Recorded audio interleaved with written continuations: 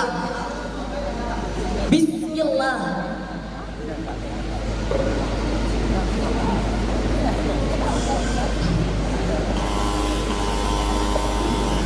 Bismillahirrahmanirrahim. Assalamualaikum warahmatullahi wabarakatuh.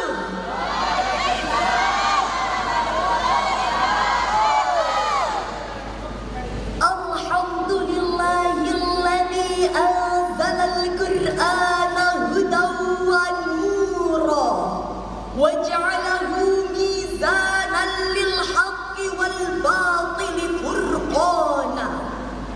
Nashhadu an la ilaha illallah wahdahu la syarikalah wa nashhadu anna sayyidana Muhammadan abduhu wa rasuluh. Allahumma salli wa sallim wa barik ala sayyidina Muhammad wa ala alihi wa sahbihi ajma'in. Amma ba'd. Majelis hakim yang mulia dan hadirin yang dirahmati Allah.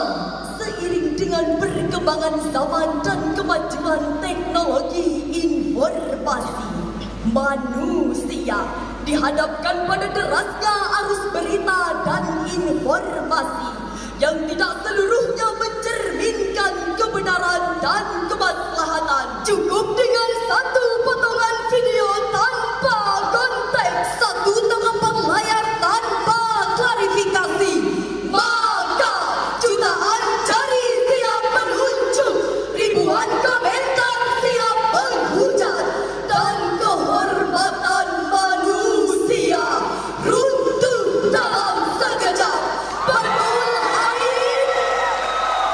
Media sosial yang seharusnya menjadi ruang silaturahmi sering berubah menjadi pengadilan tanpa hakim. Orang-orang berlomba menjadi jaksa, namun lupa menjadi saksi kebenaran. Akibatnya, fitnah beredar lebih cepat daripada klarifikasi, dan kebohongan lebih dipercaya daripada fakta. Sederet kasus di negeri ini pun sudah banyak kita konsumsi lewat berbagai media. Misalnya pada tahun 2025, video rekayasa deepfake mantan Menteri Keuangan Sri Mulyani yang menyebut guru sebagai beban negara. Video ini sempat viral dan memicu kemarahan publik sebelum diklarifikasi sebagai hoax. Dan yang paling hangat pada tahun 2026 ini adalah penyebaran hoax mengenai bantuan sosial pemerintah senilai 7-50 juta rupiah berbasis nomor induk kependudukan yang ternyata mengarah pada situs tidak resmi.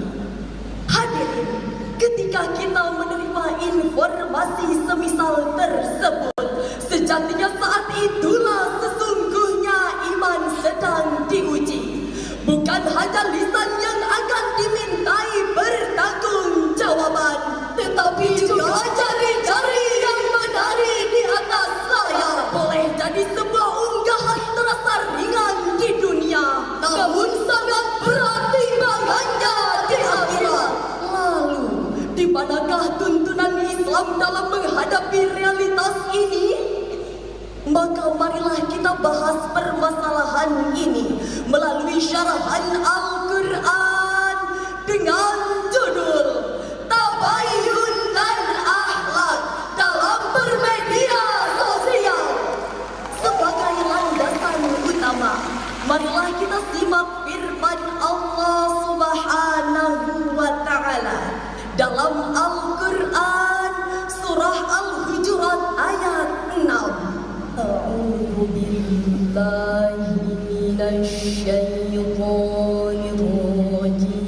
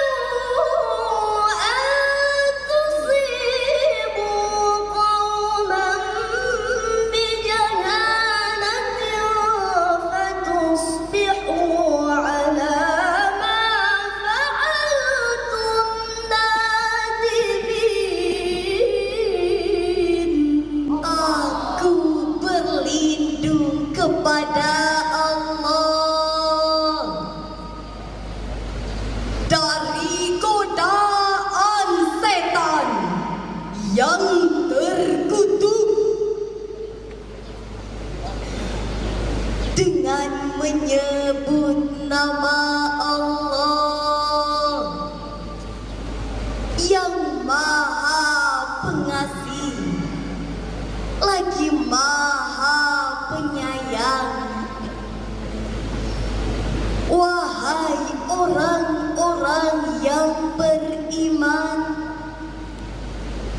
jika seorang fasik datang kepadamu membawa berita penting, maka telitilah kebenarannya agar kamu tidak mencelakakan suatu kaum karena ketidaktahuanmu yang berakibat kamu menyesali perbuatanmu itu. Hadirin, menurut Imam Ibnu Katsir dalam tafsir Al-Qur'anil Azim juz 7 halaman 476 menjelaskan bahwa ayat ini merupakan perintah tegas agar kaum beriman tidak bersikap reaktif terhadap informasi. Setiap berita yang belum jelas sumber dan kebenarannya wajib diverifikasi, karena kesalahan informasi dapat melahirkan kezaliman sosial. Sementara itu, Imam Al-Qurtubi dalam tafsir Al-Jami' li Ahkamil Quran jilid 19 halaman 368 menjelaskan bahwa tabayyun adalah menjaga stabilitas masyarakat. Tanpa tabayyun, prasangka akan merajalela, fitnah akan berkuasa, dan persaudaraan akan runtuh seketika. Dengan kata lain, tabayyun bukan sekedar etika komunikasi, tetapi bagian dari maqasidus syariah, yakni menjaga kehormatan manusia. Tabayyun sejatinya adalah latihan membersihkan hati dari penyakit suudzon, amarah, dan tergesa-gesa. Karena hati yang kotor akan mudah percaya pada keburukan, sementara hati yang bersih akan menunggu kebenaran dengan penuh kehati-hatian. Dewan Hakim yang mulia dan hadirin yang berbahagia, realitas hari ini menunjukkan betapa mahalnya harga yang harus dibayar ketika tabayyun diabaikan. Data dari Kementerian Komunikasi dan Digital Republik Indonesia mencatat 1.674 konten hoax tersebar sejak Oktober 2024 sampai Oktober 2025. Fenomena ini menjadi bukti nyata bahwa peringatan Al-Quran dalam surah Al-Hujurat ayat 6 tadi bukanlah teori semata, melainkan peringatan sepanjang zaman. Marilah kita bertanya pada diri sendiri, berapa banyak berita yang pernah kita sebarkan tanpa tabayyun? Berapa banyak komentar yang kita tulis tanpa adab? Jangan-jangan tanpa kita sadari kita pernah menjadi bagian dari mata rantai fitnah yang dilarang oleh Allah. Astaghfirullahalazim. Hadirin, setelah sebuah informasi dinyatakan benar, masih ada satu pertanyaan penting yang harus kita telaah. Bagaimanakah cara kita menyampaikannya? Disinilah Islam menghadirkan konsep akhlak dalam bermedia sosial. Allah Subhanahu wa Ta'ala berfirman dalam Al-Quran surah Al-Isra ayat 36.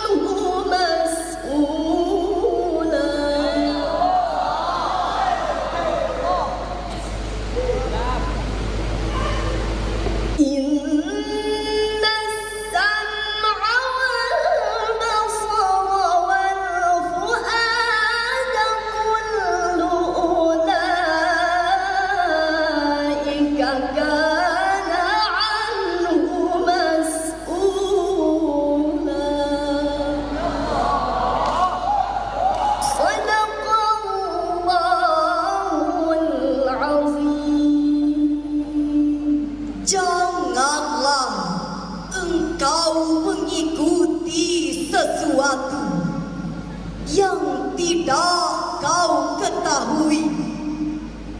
Sesungguhnya pendengaran, penglihatan, dan hati nurani, semua itu akan diminta pertanggungjawabannya. Maha benar Allah dengan segala firman-Nya.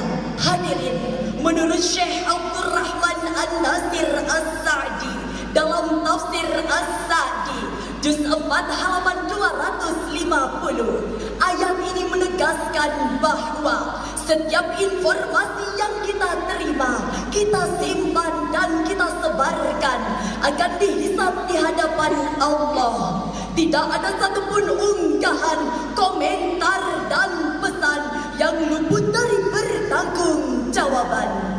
Rasulullah sallallahu alaihi wasallam bersabda, "Wa man kana yu'minu billahi wal yaumil akhir falyakul khairan aw liyasmut." Rawahul Bukhari wa Muslim. Dan barang siapa yang beriman kepada Allah dan hari akhir, maka hendaklah ia berkata baik atau diam. Hadis riwayat Bukhari dan Muslim. Inilah prinsip ibadah digital dalam Islam. Jika tidak mampu menyampaikan kebenaran dengan cara yang santun, maka diam adalah kemuliaan. Jika informasi berpotensi melukai, maka menahan diri adalah akhlak terpuji.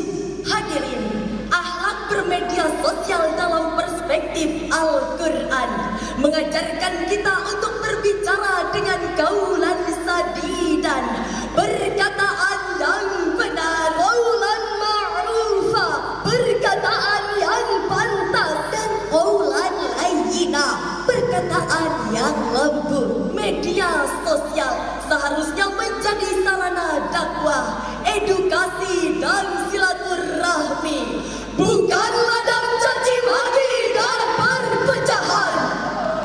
Sahabat Syarhil Quran yang dirahmati Allah, dari seluruh uraian tersebut dapat kami simpulkan bahwa tabayun dan akhlak dalam bermedia sosial adalah dua pilar yang tidak dapat dipisahkan.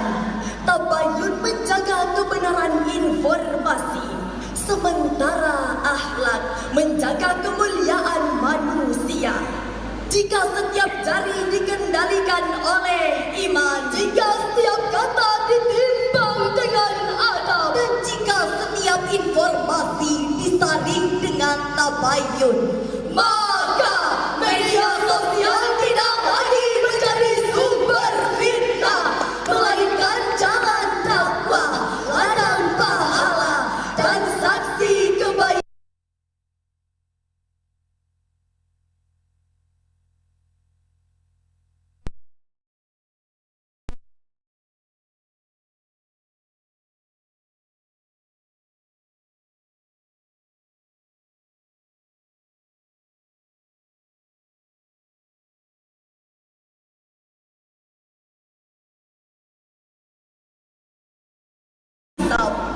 Semoga kita menjadi insan yang benar dalam menyampaikan informasi, indah dalam penyampaian, dan mulia dalam niat. Amin, amin, ya Rabbal Alamin. Sebuah pantun penutup untuk kita semua. Siti Hajar, istri Nabi Ibrahim, perempuan rupawan, merawat Ismail dengan cinta tulus dalam buayan. Demikian pensyarahan yang dapat kami sampaikan. Semoga